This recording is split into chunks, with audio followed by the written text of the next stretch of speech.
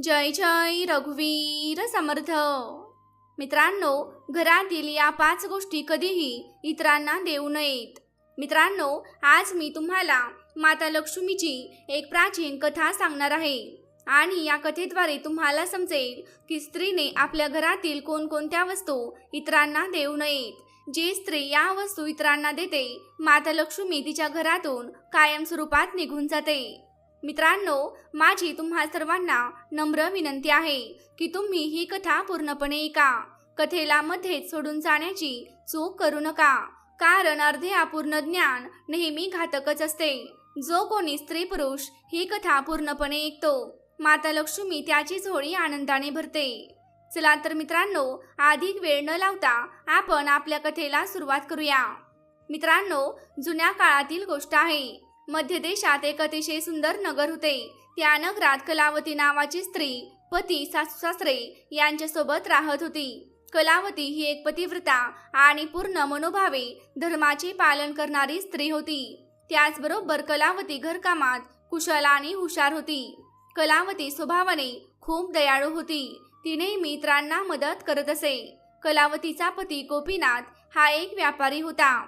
नगरमध्ये त्यांचे धान्याचे आणि जीवनावश्यक वस्तूंचे दुकान होते. लोकांना दैनंदिन जीवनात लागणाऱ्या वस्तू तो त्याच्या दुकानात विकत असे. कलावतीचे तिच्या पतीवर खूप प्रेम होते. कलावती नवऱ्याला देवासमान पूजायची. नवऱ्याची पूर्ण मनोभावे सेवा करायची. कलावती रोज सकाळी लवकर उठायची, घराची अंगण साफ करायची, मग रांगोळी काढून अंगण सजवायची. त्यानंतर ती घराची स्वच्छता करायची. त्यानंतर आंघोळ वगैरे उरकून ती तुळशीला जल अर्पण करून देवी देवतांची पूजा करायची.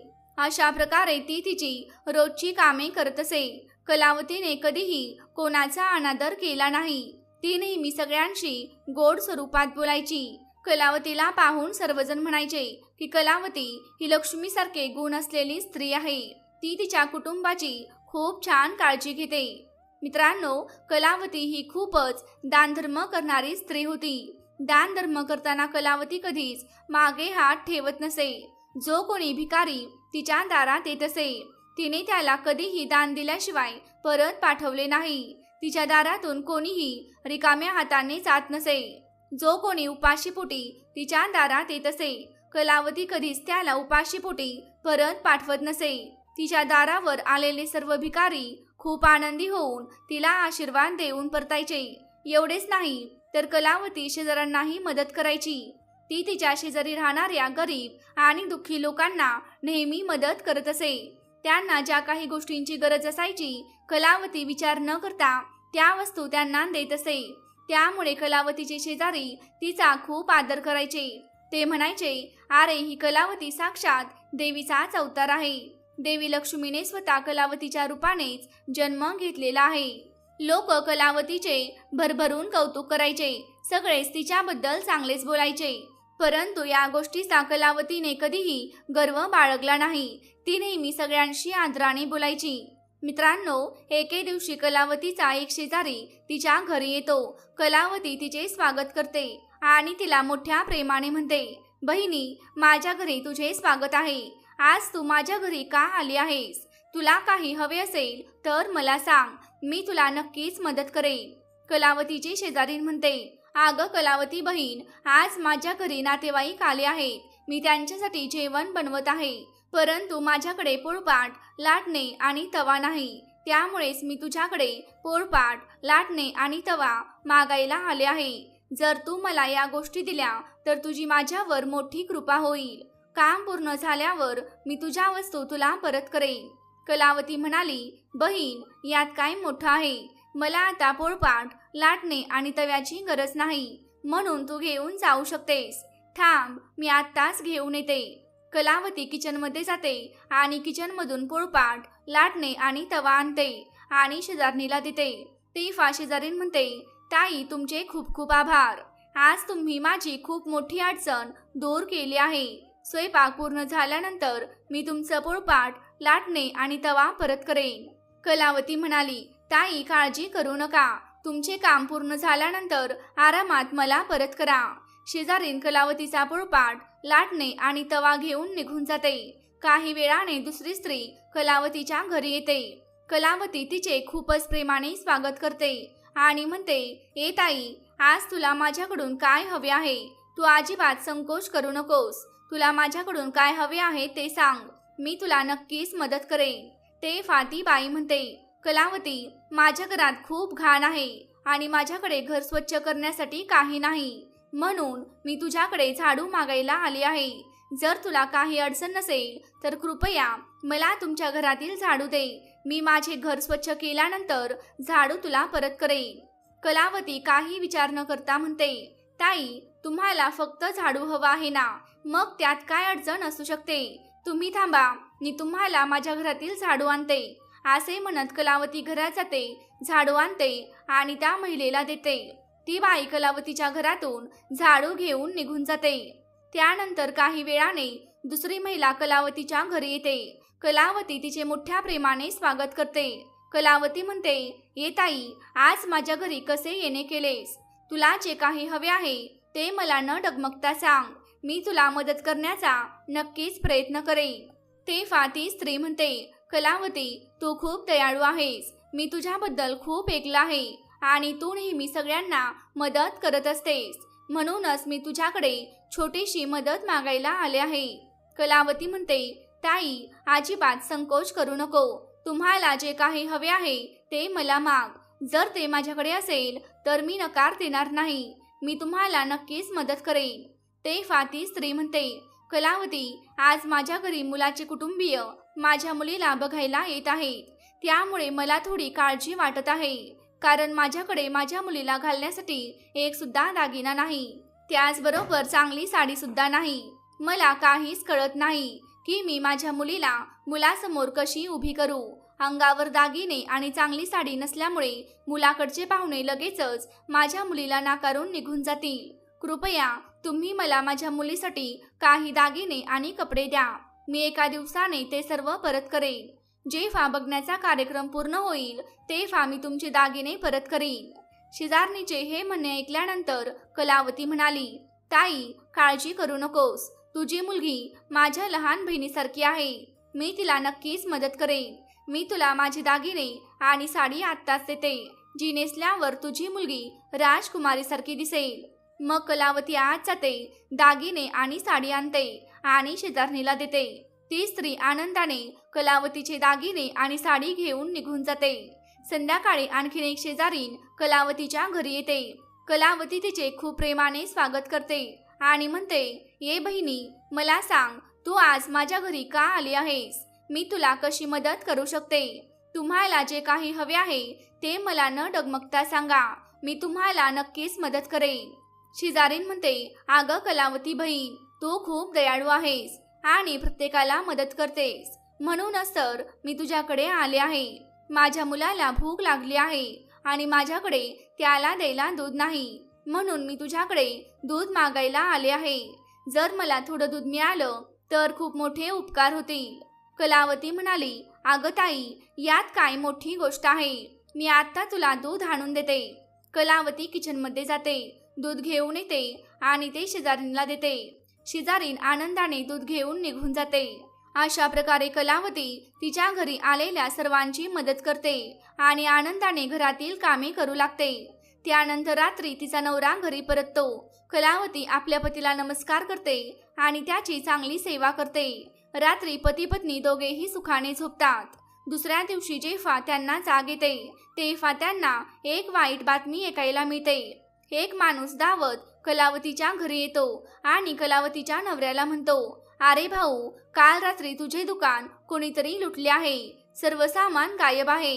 कलावतीचा नवरा घाबरतो आणि तो धावत धावत त्याच्या दुकानात जातो. तिथे गेल्यावर तो पाहतो की त्याचे सर्व सामान कोणीतरी लुटले आहे.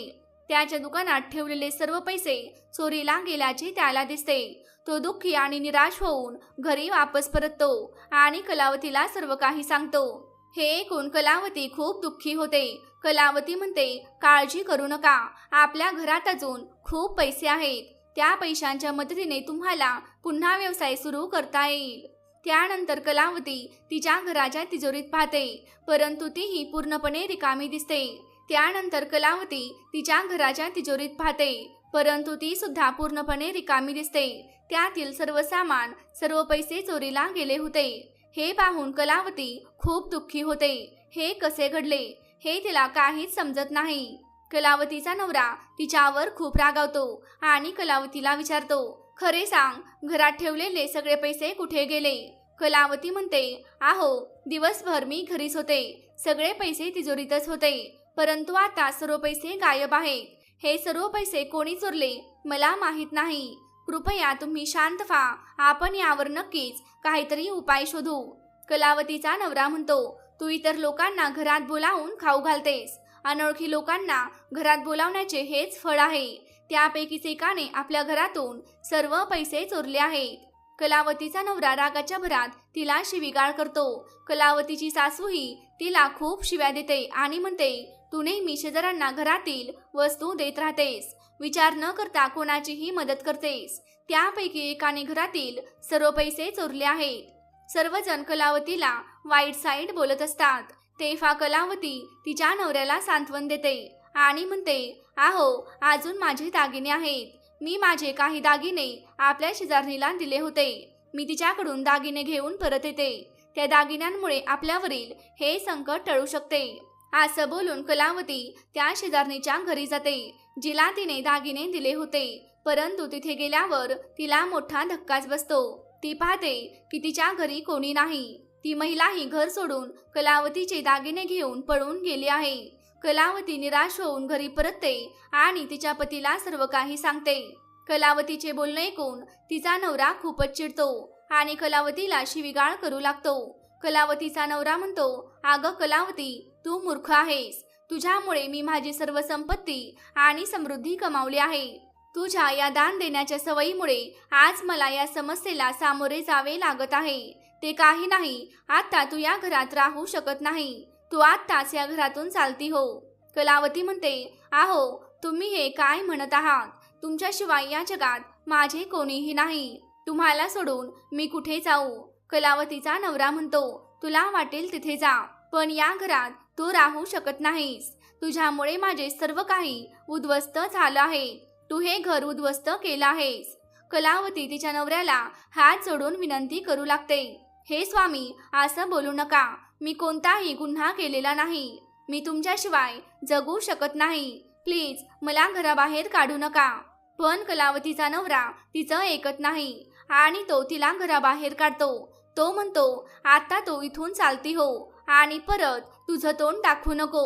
तू नदीत उडी मारून जीव दिलास तरी चालेल, परंतु आता इथे राहू नको. अखेर नाईलाजाने दुःखी होऊन कलावती रडत रडत तिच्या घरातून निघून जाते. जाताना कलावती माता लक्ष्मीच्या मंदिरात जाते आणि माता लक्ष्मीची प्रार्थना करते. ती म्हणते, हे आई, मी असे कोणते पाप केले होते की माझी अशी अवस्था झाली आहे? हे लक्ष्मी माते, मी रोज तुझी पूजा करायचे, मग तू माझ्यासोबत असं का वागलीस? का तू आमच्या घरावर रुष्ट झालीस? हे आई, मी असा काय गुन्हा केला आहे की तू माझ्यावर रागावली आहेस? कलावती मंदिरात खूप रडते. मग ती विचार करते, माझा नवरा मला स्वीकारणार नाही, मग मी जगून तरी काय करू? माझ्यामुळे माझ्या पतीची अशी वाईट अवस्था झाली असेल तर मला जगण्याचा अधिकार नाही. असा विचार करून कलावती आपला जीव द्यायला नदीकडे जाऊ लागली. नदीजवळ जाऊन कलावती लक्ष्मीची प्रार्थना करते, हे देवी लक्ष्मी, आता मी माझे प्राण त्यागणार आहे. तुझी भक्ती करण्यामध्ये माझे काही चुकले असेल तर मला क्षमा कर. मी माझ्या पतीशिवाय जगू शकत नाही आणि म्हणूनच मी आता नदीत उडी मारून जीव देत आहे. असे म्हणत कलावती नदीत उडी मारणारच होती. तेव्हा त्या ठिकाणी साक्षात लक्ष्मी माता प्रगट होते. देवी लक्ष्मी कलावतीला म्हणते, कलावती मुली, थांब, तू काय करतेस? कलावती डोळे उघडते आणि पाहते की देवी लक्ष्मी तिच्या समोर उभी आहे. देवी लक्ष्मीला पाहून कलावती खूप आनंदित होते आणि ती सारखं देवीला नमस्कार करते. ती म्हणते, हे देवी लक्ष्मी, मला क्षमा कर, मी फार मोठे पाप करणार होते. देवी लक्ष्मी म्हणते, हे कलावती, माणसाने कधीच स्वतःचा जीव घेऊ नये. हे खूप मोठे पाप आहे. भगवंताने दिलेले शरीर असे नष्ट करू नये. कलावती म्हणते, आई, मी असह्य दुःखात आहे. माझ्या पतीने मला सोडून दिले आहे आणि या जगात माझ्या नवऱ्याशिवाय दुसरं माझं कोणीच नाही. मी माझ्या नवऱ्याविना जगू शकत नाही, म्हणूनच मी माझा जीव द्यायला इथे आले आहे. देवी लक्ष्मी म्हणते, हे कलावती, मला सर्व काही माहीत आहे आणि मला हे देखील माहीत आहे की तुझ्या पतीने तुला का सोडला आहे आणि हे सर्व तुझ्या चुकीमुळे घडलं आहे. तू अजाणतेपणे अशा काही गोष्टी दान केल्या आहेत ज्यामुळे मला तुझे घर सोडावे लागले. जी स्त्री आपल्या घरातील या वस्तू दुसऱ्यांना देते, मी त्यांच्या घरात कधीच राहत नाही. त्या गोष्टींसोबतच मी त्यांचे घर सुद्धा सोडते. तेव्हा कलावती म्हणते, हे आई, त्या कोणत्या गोष्टी आहेत? कृपया मला सांगा. मी कोणती वस्तू दान केली ज्यामुळे तुम्ही माझे घर सोडले आहे? तेव्हा देवी लक्ष्मी म्हणते, पोरी, आता तू लक्षपूर्वक ऐक. मी तुला त्या गोष्टी सांगेन ज्या कोणत्याही स्त्रीने इतरांना देऊ नयेत. जो कोणी या गोष्टी दान करते, मी ते घर सोडते. हे कलावती, पहिली गोष्ट म्हणजे पोळपाट, लाटणे आणि तवा. कोणत्याही महिलेने तिच्या घरातले पोळपाट, लाटणे आणि तवा इतरांना देऊ नये. स्वयंपाकघरात या गोष्टींना सर्वाधिक महत्त्व आहे. या गोष्टींची शुद्धता सदैव राखली पाहिजे. या वस्तूंमधून भगवान श्रीहरी विष्णूसाठी प्रसाद बनवला जातो. त्याचबरोबर तव्यावर बनवलेली पहिली भाकरी नेहमी गाईला खायला दिली जाते. म्हणून या गोष्टी नेहमी स्वच्छ आणि शुद्ध ठेवाव्यात. या इतरांना दिल्यास अशुद्ध होऊ शकतात आणि त्यांचा वापर केल्यास अशुभ परिणाम मिळतात. कलावती, तुझ्या स्वयंपाकघरातील पोळपाट, लाटणे आणि तवा तू तुझ्या शेजाऱ्यांना देऊन खूप मोठी चूक केली आहेस. पुढे माता लक्ष्मी म्हणते, हे कलावती, आता दुसरी गोष्ट ऐक. तू तुझ्या घरात ठेवलेला झाडू तुझ्या शेजाऱ्यांना दिला आहेस. ती वस्तू ज्यामध्ये मी नेहमी राहते, जी गोष्ट मला प्रिय आहे, तीच वस्तू तू शेजारणीला दिलीस. मग मी तुझ्या घरी कशी काय राहू शकते? हे कलावती, जी बाई तिच्या घरातील झाडू दुसऱ्याला देते, मी तिचे घर सोडते. झाडूने घर स्वच्छ केले जाते आणि जिथे स्वच्छता असते तिथे माझा वास असतो. कलावती, लक्षात ठेव, झाडू नेहमी घरात लपून ठेवावा. बाहेरच्या माणसांची नजर झाडूवर पडणार नाही अशा ठिकाणी झाडू ठेवावा. झाडू ही अत्यंत पवित्र वस्तू आहे. त्याला पायाने स्पर्श करू नये आणि विष्ठेसारखी कोणतीही घाण कधीही झाडूने साफ करू नये. माता लक्ष्मी म्हणते, हे कलावती, आता तिसरी गोष्ट ऐक. स्त्रीने तिचे दागिने कधीही दुसऱ्या स्त्रीला देऊ नयेत. माझा वास दागिन्यांमध्ये सुद्धा आहे. स्त्रीच्या 16 अलंकारामध्ये दागिन्यांना खूप महत्त्व आहे. विवाहित स्त्रीने तिचे दागिने कधीही दुसऱ्या स्त्रीला घालण्यासाठी देऊ नयेत. जी स्त्री तिचे दागिने इतर स्त्रियांना देते, तिला तिच्या आयुष्यात दुर्दैवाचा सामना करावा लागतो. हे कलावती, आता मी तुला चौथ्या गोष्टीबद्दल सांगते. संध्याकाळनंतर पांढऱ्या रंगाच्या वस्तू कधीही दान करू नका. आणि कलावती, तू संध्याकाळी दूध दान केले होते. संध्याकाळी दूध दान केल्याने जीवनात संकटे येतात. संध्याकाळच्या वेळी पांढऱ्या रंगाच्या वस्तू दान केल्याने माणसाच्या आयुष्यात अशुभ काळ येतो. माता लक्ष्मी म्हणते, हे कलावती, आता मी तुला त्या सर्व गोष्टी सांगितल्या आहेत ज्या वस्तू कधीही दान करू नयेत. त्या गोष्टी इतरांना उधारीवर किंवा वापरासाठी कधीही देऊ नयेत. कलावती म्हणते, हे माता लक्ष्मी, माझ्याकडून खूप मोठी चूक झाली आहे. मला या गोष्टींची माहिती नव्हती. कृपया मला क्षमा करा आणि आता त्याचे प्रायश्चित्त करण्याचा मार्ग सांगा. देवी लक्ष्मी म्हणते, हे कलावती, तू आधीच प्रायश्चित्त केले आहेस, म्हणून आता तू तुझ्या घरी परत जा. मी तुझी सर्व संपत्ती आणि समृद्धी तुला परत करत आहे.